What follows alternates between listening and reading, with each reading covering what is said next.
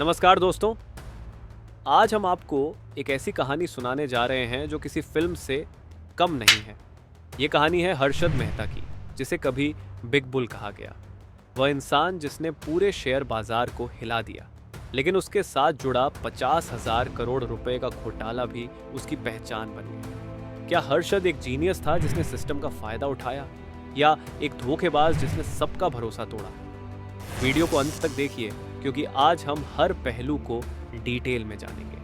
हर्षद का जन्म 29 जुलाई 1954 को गुजरात के राजकोट में हुआ। उनका परिवार बाद में मध्य प्रदेश के छिंदवाड़ा आ गया।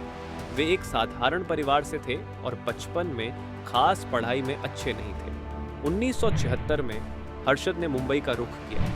हर्षद ने शुरुआत में छोटी छोटी नौकरियां, उन्होंने सीमेंट बेचने वाले एक कंपनी में सेल्समैन के तौर पर भी काम किया, लेकिन हर्षद को लगता था कि वे बड़े सपनों के लिए बने हैं। 1980 के दशक में उन्होंने एक स्टॉक ब्रोकिंग फर्म में नौकरी शुरू की। धीरे धीरे शेयर बाजार उनके लिए पैसों की मशीन बन गया। उन्होंने देखा कि कैसे एक अच्छा ब्रोकर सिस्टम की कमजोरियों का फायदा उठाकर पैसे कमा सकता है। हर्षद का सपना बड़ा था, सिर्फ पैसे कमाना नहीं बल्कि इतिहास रचना। 1986 से 1990 के बीच हर्षद ने शेयर बाजार में अपनी जगह बना ली। 1990 तक वह एक ऐसा नाम बन गए थे जिसे हर कोई जानना चाहता था। उन्होंने शेयर बाजार में निवेश के लिए बैंकों से उधार लिया, लेकिन उन्होंने इसे अपनी चतुराई से छुपाया। हर्षद ने सरकारी बैंकों के फंड का इस्तेमाल किया। उन्होंने बैंक रसीद, बीआर और रेपो डील्स का गलत फायदा उठाकर बाजार में पैसा लगाया। उन्होंने जिन कंपनियों में निवेश किया उनके स्टॉक्स की कीमतें बढ़ती चली गईं। उदाहरण, उन्होंने एसीएस एसोसिएटेड सीमेंट कंपनी के शेयर की कीमत को 200 रुपये से बढ़ाकर 9,000 रुपये तक पहुंचा दिया। सेंसेक्स उनकी वजह से तेजी से ऊपर जाने लगा। हर्षद के बारे में कहा जाता था कि उनकी हर चाल सही होती है। वे टीवी, अखबार और मैगजीन में छा गए थे। उन्हें शेयर बाजार का अमिताभ बच्चन कहा जाने लगा। हर्षद का हर कदम उन्हें और ऊंचाई पर ले जा रहा था। 23 अप्रैल 1992 को द टाइम्स ऑफ इंडिया में सुचेता दलाल ने एक खुलासा किया।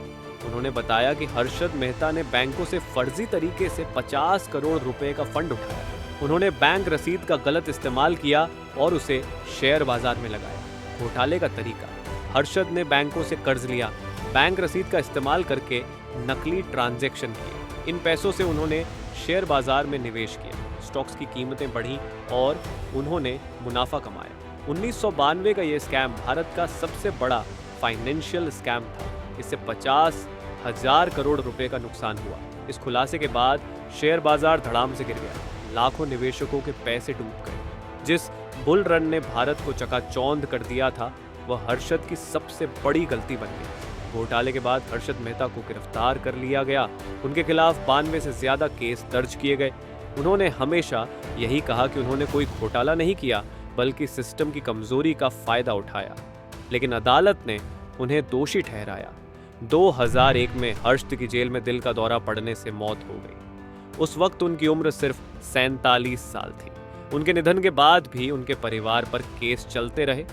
हर्षद मेहता चला गया, लेकिन वह भारत के फाइनेंशियल इतिहास का एक ऐसा अध्याय बन गया जिसे हमेशा याद रखा जाएगा। तो दोस्तों, ये थी हर्षद मेहता की कहानी। एक ऐसे इंसान की जिसने सपने बड़े देखे लेकिन सिस्टम से लड़ नहीं पाया। क्या हर्षद जीनियस था जिसने नियमों का सही इस्तेमाल किया, या एक घोटालेबाज जिसने लोगों का भरोसा तोड़ा? आपकी राय हमें कमेंट में ज़रूर बताएं। अगर आपको ये वीडियो पसंद आई हो तो इसे लाइक करें, शेयर करें और हमारे चैनल मोटिवेट स्टोरीज को सब्सक्राइब करना न भूलें। फिर मिलते हैं एक नई कहानी के साथ। धन्यवाद।